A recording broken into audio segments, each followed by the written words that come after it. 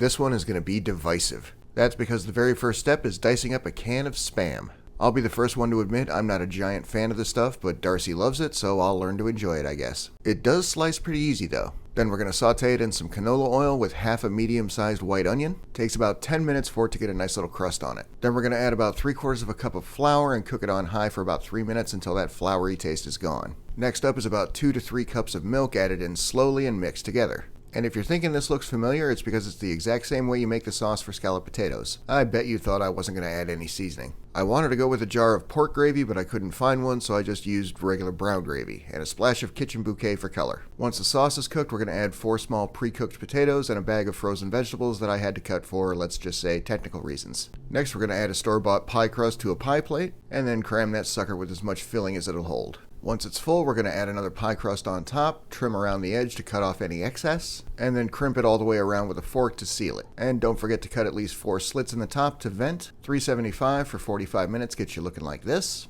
I thought it turned out delicious, but people are either going to love it or despise it, so